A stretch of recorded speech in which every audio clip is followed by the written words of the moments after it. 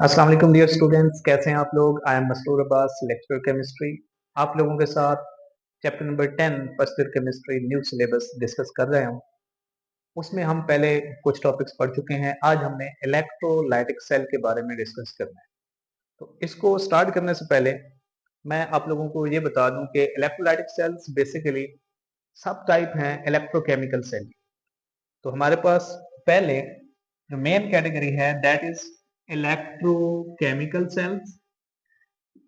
और हम इन electrochemical cells की आगे दो टाइप्स डिस्कस करते हैं। इलेक्ट्रोकेमिकल सेल्स दो तरह के हो सकते हैं। एक को हम कहते हैं इलेक्ट्रोलाइटिक सेल, जो आज हमने डिस्कस करना भी है, electrolytic cell. And second type आपके पास इलेक्ट्रोकेमिकल सेल्स की that is galvanic cell. Galvanic cell, electrolytic cell में हम क्या करते हैं और गैल्वानिक सेल में क्या करते हैं, इनका बेसिक जो प्रिंसिपल है वो मैं आप लोगों के साथ शेयर कर देता हूँ। डिटेल फिर आगे अलग अलग इनकी डिस्कस की जाएगी। It converts it converts electrical energy into chemical energy. Electrical energy into chemical energy. And galvanic cell converts chemical energy into electrical energy. Chemical energy into electrical energy. ये इन दोनों का बुनियादी डिफरेंस है कि इलेक्ट्रोलाइटिक सेल में हम electrical energy को यूज करके उसको कन्वर्ट कर देते हैं केमिकल एनर्जी में। इसका मतलब क्या है, इट मींस कि हम एक केमिकल रिएक्शन कैरी आउट करवाने के लिए इलेक्ट्रिसिटी इस्तेमाल करते हैं। तो हम इलेक्ट्रिसिटी की जो एनर्जी है उसको कन्वर्ट कर लेते हैं केमिकल एनर्जी में to carry out chemical reaction. और गैल्वानिक सेल में क्या करते हैं, हम केमिकल एनर्जी को यूज करके हम हासिल कर सकते हैं इलेक्ट्रिकल एनर्जी। केमिकल एनर्जी को यूटिलाइज करना है, केमिकल रिएक्शन कैरी आउट करवाना है कोई, और उससे हमने इलेक्ट्रिसिटी प्रोड्यूस करवा लेनी है। ये बेसिक प्रिंसिपल होता है गैल्वानिक सेल का। तो इनकी जो बाकी कंपैरिजन या डिटेल्स हैं वो आने वाले लेक्चर्स में हम डिस्कस करेंगे। आज हमारा फोकस है इलेक्ट्रोलाइटिक सेल। ये इलेक्ट्रोलाइटिक सेल क्या है, इसकी कंस्ट्रक्शन कैसे होती है, इसकी वर्किंग कैसे है, इसकी एप्लीकेशंस क्या है, और इसके अंदर रिएक्शंस किस तरह के हो सकते हैं, ये सारी बातें हमने आज के लेक्चर में डिस्कस करनी है। तो इलेक्ट्रोलाइटिक सेल ये क्या है, फर्स्ट ऑफ ऑल हम इसके बारे में ये डिस्कस कर चुके हैं कि ये एक ऐसा सेल है जो इलेक्ट्रिकल एनर्जी को कन्वर्ट कर सकता है केमिकल एनर्जी के अंदर। इसमें हम इनपुट के तौर पर इलेक्ट्रिकल एनर्जी मुहैया करते हैं, हम इलेक्ट्रिसिटी इसको मुहैया करते हैं, और इस सेल के अंदर फिर एक केमिकल रिएक्शन हो जाता है, और उस केमिकल रिएक्शन से हमें हमारी रिक्वायर्ड प्रोडक्ट्स हासिल हो जाते हैं। तो इस तरह के सेल को, जिसमें हम इलेक्ट्रिसिटी को यूज करके कोई केमिकल रिएक्शन कैरी आउट करवा रहे होते हैं, ऐसे सेल को हम इलेक्ट्रोलाइटिक सेल का नाम देते हैं। ठीक है, तो ये हम ऑलरेडी लिख चुके हैं, this converts electrical energy into chemical energy. और इसमें एक और बात आप याद रखेंगे कि जो आप रिएक्शन इसके अंदर कैरी आउट करवा रहे होते हैं वो बेसिकली नॉन स्पॉन्टेनियस रिएक्शन होता है। तो इसमें हम कौन से रिएक्शंस कैरी आउट करवाते हैं, नॉन स्पॉन्टेनियस रिएक्शंस। आप लोग जानते होंगे कि स्पॉन्टेनियस और नॉन स्पॉन्टेनियस रिएक्शंस में क्या डिफरेंस है। हम इनकी डिटेल्स तो यहाँ पे नहीं डिस्कस करने वाले, लेकिन मैं आप लोगों को बुनियादी सा एक बता देता हूँ कि क्या होते हैं नॉन स्पॉन्टेनियस रिएक्शंस। ऐसे रिएक्शंस कुछ होते हैं जिनको किसी एक्सटर्नल हेल्प की जरूरत नहीं होती, उनको हम कहते हैं स्पॉन्टेनियस रिएक्शंस। और कुछ ऐसे रिएक्शंस या प्रोसेसेस हो सकते हैं जिनको एक्सटर्नल हेल्प की जरूरत होती है, एक्सटर्नल फोर्स की जरूरत होती है, उनको हम कहते हैं नॉन स्पॉन्टेनियस रिएक्शंस। यानी जब तक हम इलेक्ट्रिसिटी प्रोवाइड नहीं करते तब तक वो रिएक्शन नहीं हो रहा, खुद ब खुद वो नहीं हो रहा था। जब हमने इलेक्ट्रिसिटी प्रोवाइड की है तो वो रिएक्शन होने लग गया है। तो इस तरह से हम कह सकते हैं कि ये एक non spontaneous reaction. Spontaneous reaction वो होता जो इलेक्ट्रिसिटी प्रोवाइड के बगैर भी हो जाता। तो इधर हमें इलेक्ट्रिसिटी प्रोवाइड करनी पड़ रही है, उसके बाद जाके वो रिएक्शन हो रहा है, तो it means that is a non spontaneous reaction. तो हम कह सकते हैं कि इलेक्ट्रोलाइटिक सेल्स के अंदर नॉन स्पॉन्टेनियस रिएक्शंस हो रहे होते हैं। अब हमने देखनी है इसकी कंस्ट्रक्शन, कि इसका जो स्ट्रक्चर है किन किन चीजों पर मुश्तमिल हो सकता है, इसकी कंस्ट्रक्शन में कौन कौन से पार्ट्स हो सकते हैं, ये हमने देखना है। जब हम एक इलेक्ट्रोलाइटिक सेल की बात करते हैं तो इसकी कंस्ट्रक्शन के अंदर हमारे पास एक कंटेनर होता है, वन कंटेनर। इसमें हमारे पास सिर्फ एक ही कंटेनर होगा, एक से ज्यादा नहीं होगा, एक कंटेनर होगा, उसके अंदर 2 इलेक्ट्रोड्स होंगे और ये जो इलेक्ट्रोड्स हैं ये इमर्स्ड होंगे in a solution of an electrolyte. तो हम यहां पर कहेंगे कि एक इलेक्ट्रोलाइट का सॉल्यूशन होगा, इलेक्ट्रोलाइटिक सॉल्यूशन, और इसके साथ साथ पावर सोर्स भी इसको मुहैया करेंगे। तो that power source is usually a battery. तो हम एक बैटरी इसको मुहैया कर देते हैं, और जो आप यहाँ पर पावर सोर्स यूज करेंगे that should be a source which provides direct current, DC. ऐसा पावर सोर्स होना चाहिए जो डीसी मुहैया करे। डीसी और एसी इलेक्ट्रिक करंट की दो टाइप्स होते हैं, DC means direct current, AC means alternative current. तो इधर जो आप सोर्स इस्तेमाल करेंगे that should be providing direct current. AC क्यों नहीं प्रोवाइड करना चाहिए, इसका जवाब अभी आगे चल के आपको पता चल जाए। ये हम फर्स्ट ऑफ ऑल वो कंटेनर ड्रा कर रहे हैं जो इस सेल का मेन हिस्सा है, वेसल या कंटेनर इसको आप कह सकते हैं।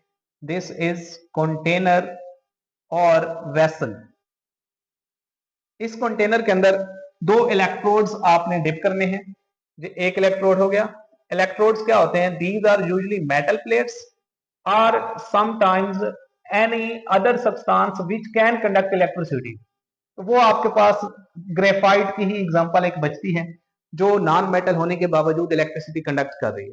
अदरवाइज ज्यादातर आप इधर इलेक्ट्रोड्स के तौर पर मेटल्स लेंगे। इन इलेक्ट्रोड्स को हम एक्सटर्नल सर्किट के जरिए इनको कनेक्ट किया हुआ है बैटरी के साथ। ये आपके पास बैटरी है और इस कंटेनर के अंदर आपने एक सॉल्यूशन लिया हुआ है, एक इलेक्ट्रोलाइट का सॉल्यूशन। ये आपके हैं इलेक्ट्रोड्स।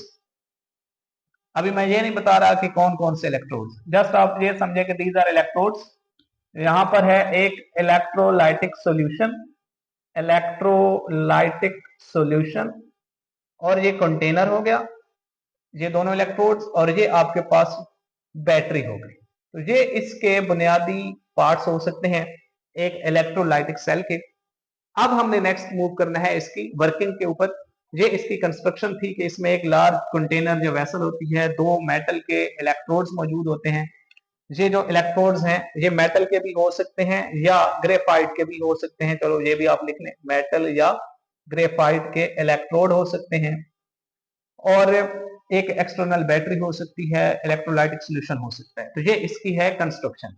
अब ये जो इलेक्ट्रोलाइटिक सॉल्यूशन है इसका क्या मतलब है? इलेक्ट्रोलाइट ऐसी सब्सटेंस को कहते हैं जो अपने पॉजिटिव और नेगेटिव आयंस में ब्रेक हो सकती है, which breaks into positive and negative ions, into positive and negative ions। ऐसी सब्सटेंसेस जो पॉजिटिव और नेगेटिव आयंस में ब्रेक हो सकती हैं उनको इलेक्ट्रोलाइट्स कहते हैं। तो इलेक्ट्रोलाइट्स आमतौर पे आयोनिक सब्सटेंसेस होती हैं या फिर पोलर कोवलेंट सब्सटेंसेस होती हैं जो ब्रेक होकर पॉजिटिव और नेगेटिव आयंस प्रोड्यूस कर सके। तो ये आपके पास इसकी कंस्ट्रक्शन होगी। अब हम मूव करते हैं इसकी वर्किंग की तरफ।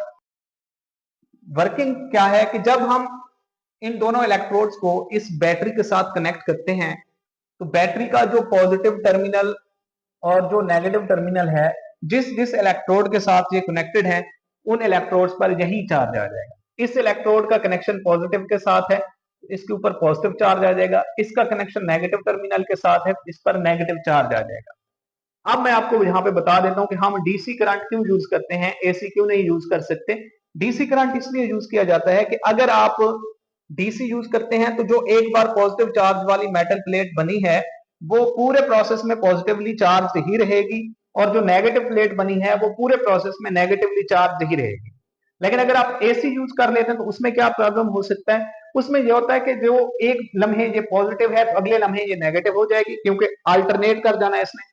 ये एक लम्हे नेगेटिव है तो अगले लम्हे पॉजिटिव हो जाएगी।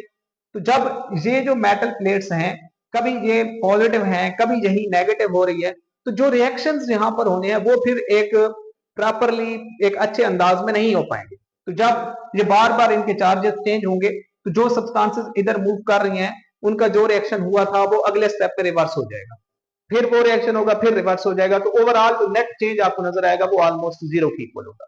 तो वो प्रोसेस आपका होगा ही नहीं। तो इसलिए हम यहाँ पर एसी यूज करने की बजाय डीसी यूज करते हैं, डायरेक्ट करंट यूज करते हैं।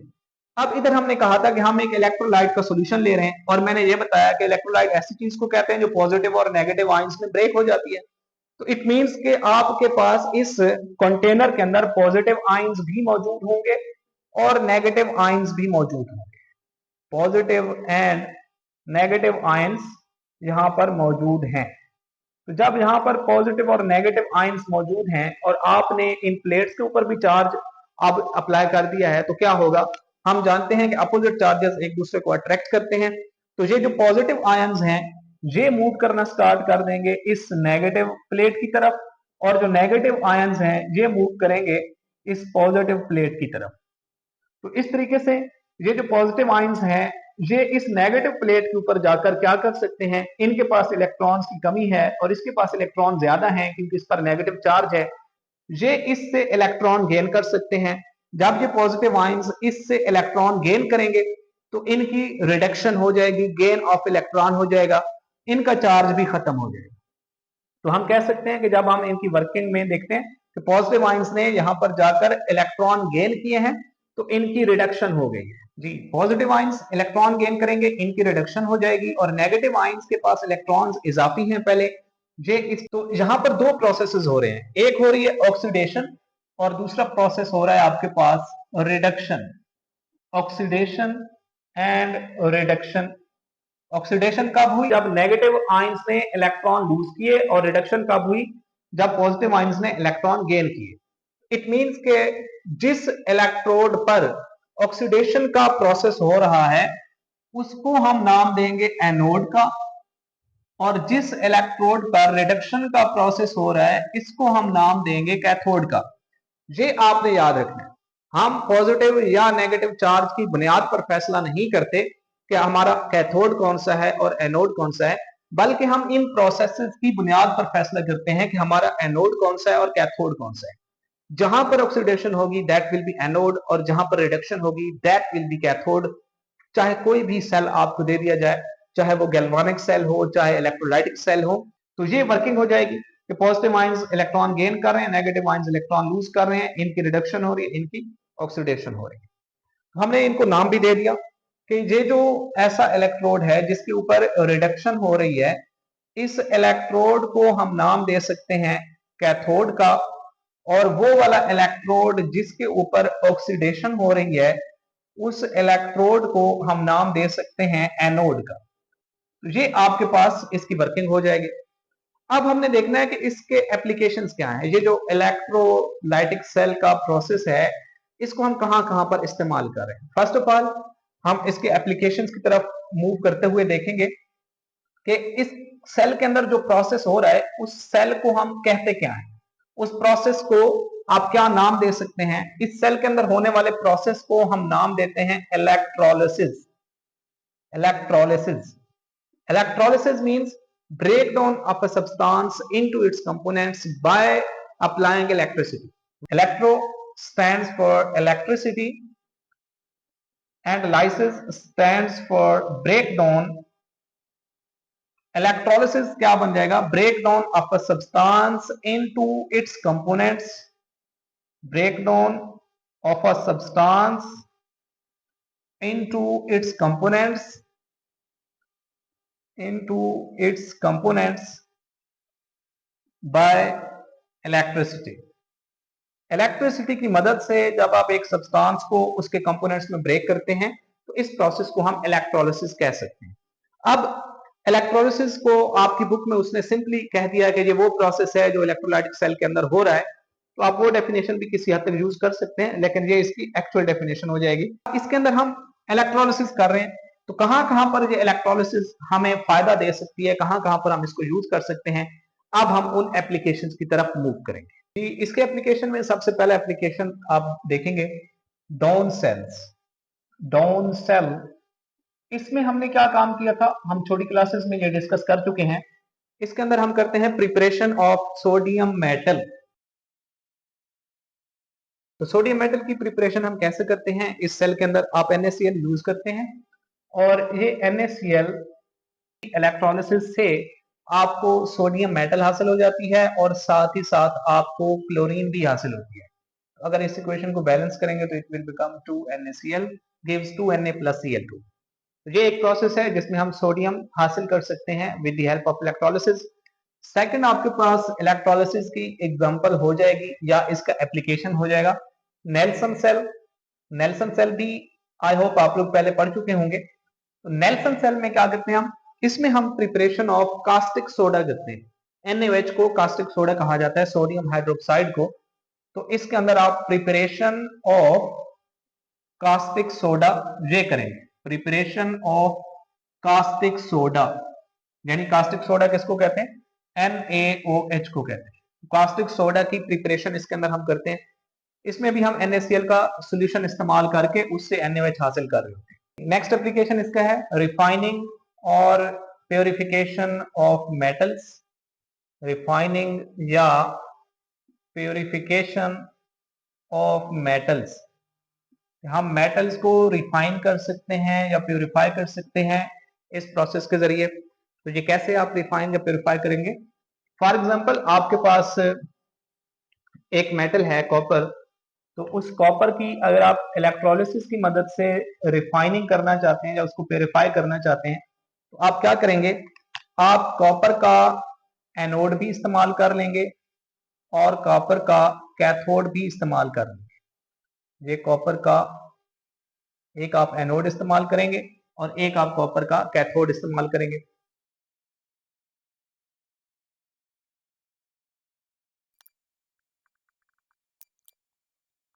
जी, हम कॉपर का कैथोड इस्तेमाल कर लेते हैं और इधर कॉपर का ही एनोड इस्तेमाल कर लेते हैं। अब करना क्या है हमने कि ये जो आप कॉपर का कैथोड इस्तेमाल कर रहे हैं ये थिन होगा और ये प्योर कॉपर पर मुश्तमिल होगा, जबकि ये जो कॉपर का एनोड है ये काफी बड़े साइज में होगा और ये इम्प्योर होगा, इसको आपने प्योर बनाना है। और इधर जो आप इलेक्ट्रोलाइट इस्तेमाल करेंगे वो कॉपर आइंस का होना चाहिए। कर सकते हैं क्यूप्रिक क्लोराइड, कॉपर सल्फेट, कोई भी आप यूज कर सकते हैं जिसमें कॉपर के आइंस प्रेजेंट हों। तो कॉपर के आइंस जहां पर प्रेजेंट होंगे उसको आप इलेक्ट्रोलाइट के तौर पर इस्तेमाल कर सकते हैं। तो ये तीन चीजें आपके पास होनी चाहिए। जैसे ही आप इलेक्ट्रिसिटी का ये स्विच ऑन करेंगे अपनी बैटरी का, तो क्या होगा, आपके पास ये जो एनोड है इससे कॉपर के आयंस ये सॉल्यूशन में आएंगे और फिर सॉल्यूशन में से कॉपर के आयंस इस कैथोड पर जाकर डिपॉजिट होना शुरू हो जाएंगे। जब ये कॉपर के आयंस इस कैथोड के ऊपर जाकर डिपॉजिट होंगे तो आहिस्ता आहिस्ता इसका साइज भी इंक्रीज होना शुरू हो जाएगा और इसका जो साइज है वो विद टाइम डिक्रीज होना शुरू हो जाएगा। तो विद टाइम कॉपर एनोड सारे का सारा मेल्ट होकर, सारे का सारा डिसॉल्व होकर सॉल्यूशन में आएगा, फिर सॉल्यूशन से इसके आयंस डिपॉजिट होते जाएंगे इस इलेक्ट्रोड के ऊपर। नेक्स्ट जो प्रोसेस है दैट इज इलेक्ट्रोप्लेटिंग। इलेक्ट्रोप्लेटिंग,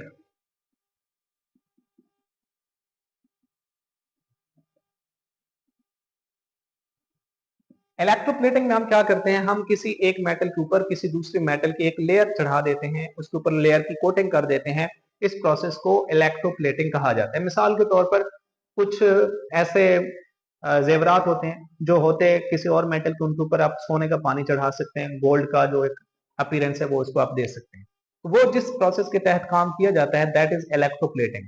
तो इलेक्ट्रोप्लेटिंग में भी सेम यही प्रिंसिपल अप्लाई होगा कि जिस मेटल के ऊपर हम कोटिंग चढ़ाना चाहते हैं उसका आप कैथोड बना लेंगे और जिस मेटल वाली लेयर आप दूसरी पर चढ़ाना चाहते हैं उसका आप एनोड बना लेंगे।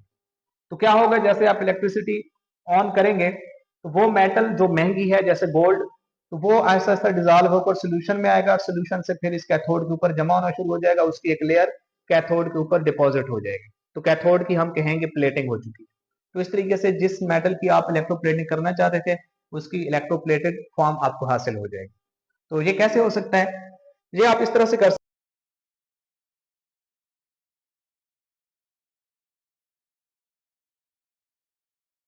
जी। तो इलेक्ट्रोप्लेटिंग में हम ये करते हैं कि एक मेटल का आप एनोड ले लेते हैं, मिसाल के तौर पर हम कहते हैं कि ये गोल्ड है आपके पास, तो इसका आप एनोड इस्तेमाल कर लेंगे और आयरन के ऊपर आप उसकी लेयर चढ़ाना चाहते हैं, ये एक सस्ती मेटल है, ये महंगी मेटल है, तो आयरन का आप कैथोड इस्तेमाल कर लें। तो क्या होगा, जैसे ही आप ये सर्किट कंप्लीट करेंगे तो गोल्ड के जो एटम्स हैं वो इलेक्ट्रॉन लूज करके वो आपको हासिल हो सकते हैं। Au पॉजिटिव की सूरत में, और फिर यही गोल्ड के जो एटम्स हैं वो इस कैथोड पर जाकर इलेक्ट्रॉन गेन करके इसके ऊपर एक लेयर की सूरत में डिपॉजिट होना शुरू हो जाएंगे। इसके ऊपर ये एक लेयर बनाते जाएंगे तो हम कहेंगे कि इसकी इलेक्ट्रोप्लेटिंग होगी। तो दोनों में तकरीबन सिमिलर प्रोसेस इस्तेमाल होता है, इलेक्ट्रोप्लेटिंग में भी और रिफाइनिंग में भी। रिफाइनिंग में हम क्या करते हैं, कैथोड और एनोड दोनों एक ही सब्सटेंस के ले लेते हैं, जबकि इसके अंदर कैथोड आप उस चीज का लेते हैं जिसके ऊपर प्लेटिंग करनी है, और एनोड आप उस चीज का लेते हैं जिसकी इलेक्ट्रोप्लेटिंग आप किसी दूसरे मेटल पर कर रहे हैं। तो ये इसका एक और आपके पास एप्लीकेशन हो जाएगा, इलेक्ट्रोप्लेटिंग। इसी तरह हम इलेक्ट्रोलिसिस के प्रोसेस को नॉन मेटल्स की सिंथेसिस के लिए भी इस्तेमाल कर सकते हैं, जैसे क्लोरीन, ऑक्सीजन वगैरह है, उनकी सिंथेसिस के लिए भी हम ये प्रोसेस इस्तेमाल कर सकते हैं। अब नेक्स्ट हमने ये देखना है कि इसके अंदर रिएक्शंस कौन कौन से हो सकते हैं, केमिकल रिएक्शंस, या ये बेसिकली रिडॉक्स रिएक्शंस जहां पर हो रहे होते हैं तो आप कह सकते हैं रिडॉक्स रिएक्शंस। तो यहाँ पर कौन कौन से रिएक्शंस हो रहे होते हैं, तो हमने अभी डिस्कस किया था कि एनोड पर ऑक्सीडेशन का प्रोसेस होगा और कैथोड पर हमेशा रिडक्शन का प्रोसेस होगा। एनोड पर ऑक्सीडेशन एंड कैथोड पर रिडक्शन। तो एनोड पर ऑक्सीडेशन कैसे होगी, एनोड पर ऑक्सीडेशन उस वक्त होती है जब नेगेटिव आयंस एनोड की तरफ मूव करते हैं और उसके ऊपर जाकर अपने इलेक्ट्रॉन लूज कर देते हैं और न्यूट्रल एटम्स में कन्वर्ट हो जाते हैं। तो हम कहते हैं कि एनोड के ऊपर ऑक्सीडेशन का प्रोसेस हो चुका है। ठीक है, एनोड के ऊपर ऑक्सीडेशन का प्रोसेस कैसे होगा कि नेगेटिव आयंस ये इलेक्ट्रॉन लूज करके कन्वर्ट हो जाते हैं न्यूट्रल एटम्स के अंदर। तो एनोड के ऊपर इस तरह से ऑक्सीडेशन हो जाती है। इसके अगर हम एक मिसाल लें तो आपके पास है कि अगर दो Cl नेगेटिव आयंस हों, ये एनोड पर जाकर अपने इलेक्ट्रॉन्स लूज करें तो these will be converted into Cl2 plus 2 electrons. दोनों क्लोराइड ने एक एक इलेक्ट्रॉन लूज किया तो टोटल 2 इलेक्ट्रॉन हो गए। जब क्लोराइड इलेक्ट्रॉन लूज करेगा तो वो क्लोरीन एटम में कन्वर्ट होंगे, दोनों एटम मिलकर क्लोरीन का मॉलिक्यूल बना सकते हैं। तो ये दो क्लोराइड इस तरह क्लोरीन मॉलिक्यूल और 2 इलेक्ट्रॉन आपको प्रोवाइड कर सकते हैं। इसकी एक और एग्जांपल हम डिस्कस कर सकते हैं, 4OH नेगेटिव। इसमें क्या होता है कि सबसे पहले तो हम जानते हैं कि ऑक्सीडेशन का प्रोसेस है तो इसने इलेक्ट्रॉन लूज करने होंगे। तो ये जो 4OH नेगेटिव है ये आपको 4 इलेक्ट्रॉन्स प्रोवाइड कर देगा। जब 4 इलेक्ट्रॉन्स इसके ऊपर से चले गए तो इट मींस कि अब जो सिर्फ 4 ऑक्सीजन एटम और 4 हाइड्रोजन एटम आपके पास प्रेजेंट हैं, उन 4 ऑक्सीजन एटम्स में से अगर मैं 2 ऑक्सीजन एटम्स को O2 की फॉर्म में रिलीज करवा दूं तो बाकी क्या बच जाएगा, बाकी आपके पास 2 ऑक्सीजन एटम और 4 आपके पास हाइड्रोजन एटम्स बाकी बचे हुए हैं। तो अब हम उनको कैसे किसी प्रोडक्ट में चेंज कर सकते हैं, if I say there are 2 oxygen atoms and 4 hydrogen atoms, तो ये आपको प्रोवाइड कर सकते हैं 2H2O। तो इस तरीके से आपको ये प्रोडक्ट हासिल हो जाएगी जब OH नेगेटिव आयंस की ऑक्सीडेशन होगी। ठीक हो गया। नेक्स्ट हमने देखना है कि जो कैथोड है उस पर क्या रिएक्शन हो सकता है। कैथोड पर हमने कहा हमेशा रिडक्शन का प्रोसेस होगा, और रिडक्शन कैसे होगी, पॉजिटिव आयंस ये क्या करेंगे, इलेक्ट्रॉन गेन करेंगे और क्या बना देंगे, न्यूट्रल एटम्स बना देंगे। पॉजिटिव आयंस ने इलेक्ट्रॉन गेन करने हैं कैथोड के ऊपर जाकर और ये कन्वर्ट हो सकते हैं न्यूट्रल एटम्स के अंदर। अब पॉजिटिव आयंस इलेक्ट्रॉन गेन कर रहे हैं, इस वजह से इस अमल को हम रिडक्शन का नाम दे सकते हैं। तो इसमें हम कहते हैं रिडक्शन हो। फॉर एग्जांपल मैं कहता हूं मेरे पास कॉपर 2 पॉजिटिव आयंस हैं, कैथोड पर जाकर 2 इलेक्ट्रॉन गेन कर लेते हैं तो ये कॉपर मेटल में चेंज हो जाएंगे।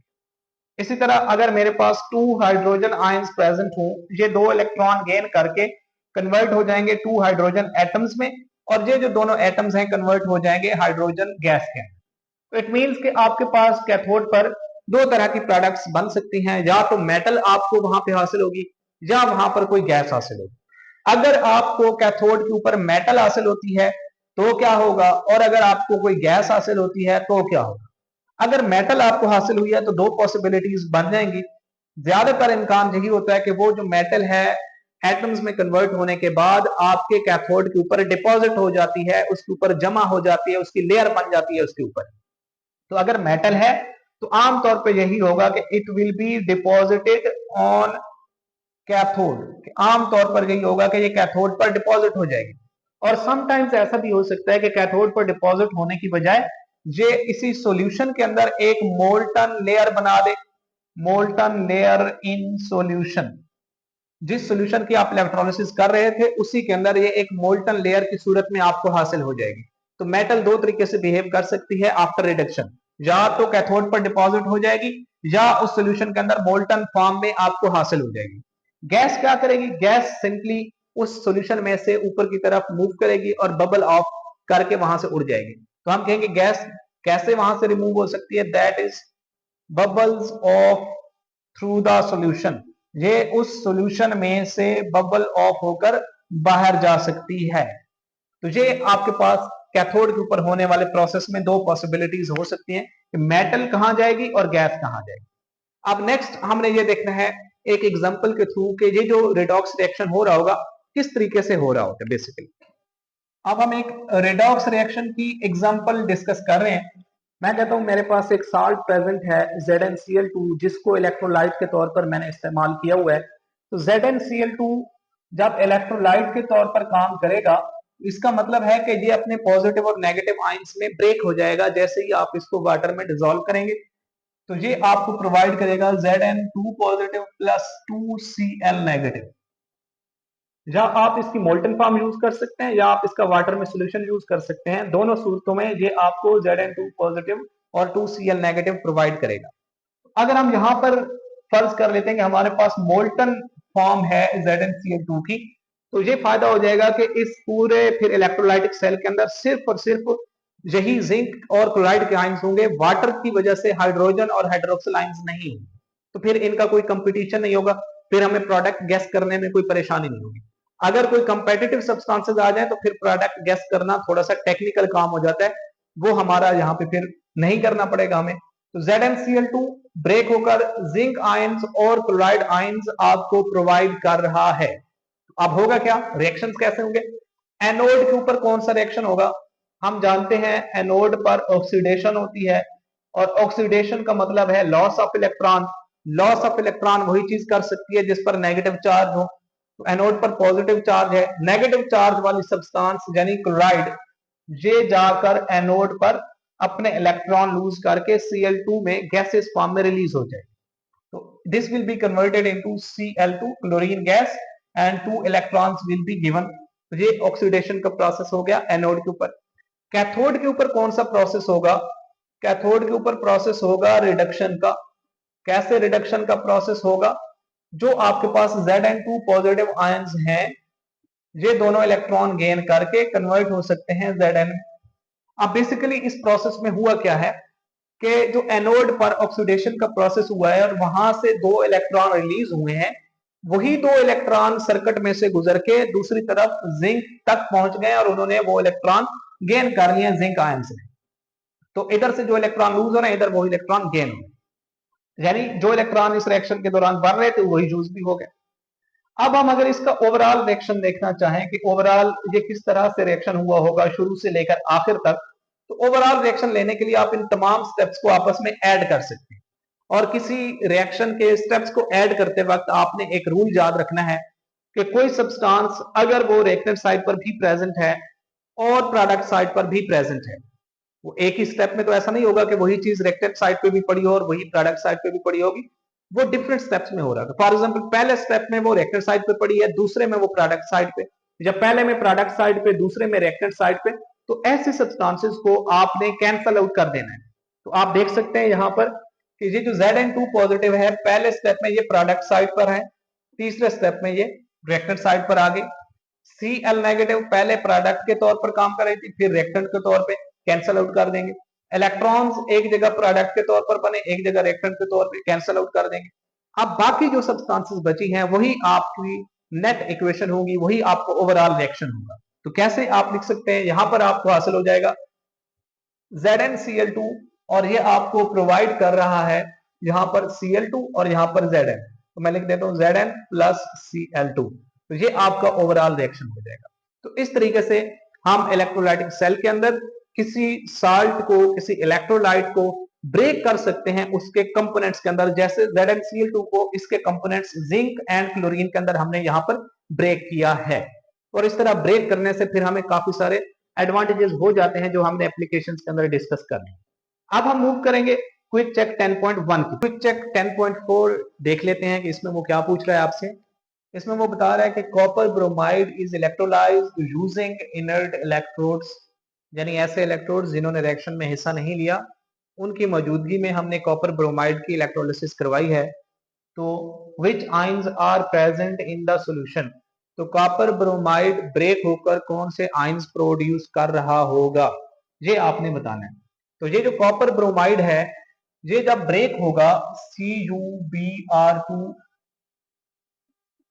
ये जब ब्रेक होगा CuBr2, इसने आपको प्रोवाइड करने हैं copper ions plus 2 bromide ions. यहाँ पर कॉपर 2 पॉजिटिव आपको हासिल होगा, 1 पॉजिटिव नहीं होगा, क्योंकि 2 ब्रोमीन लगे हुए हैं, उन पर टोटल 2 नेगेटिव है, तो कॉपर पे टोटल 2 पॉजिटिव होना चाहिए। तो इट मींस कि आपको यहाँ पर यही 2 हासिल हो रहे हैं, कॉपर क्यूप्रेक आयन इसको आप कह सकते हैं, एंड ब्रोमाइड आयंस, ये 2 आयंस आपको इसमें हासिल हो रहे हैं। Name the electrode on which formation of copper metal occurs, अब कॉपर पर है पॉजिटिव चार्ज, इसने जाना है नेगेटिव इलेक्ट्रोड की तरफ, वहां से इलेक्ट्रॉन लेने हैं, इसकी रिडक्शन हो जाएगी और ये कॉपर मेटल में चेंज हो जाएगी। अगर इसकी रिडक्शन हो रही है उस इलेक्ट्रोड पर, तो उस इलेक्ट्रोड को आप क्या नाम देंगे, उसको आप कैथोड कहेंगे, क्योंकि वहां पर रिडक्शन का प्रोसेस हो रहा है, तो दैट इज कैथोड।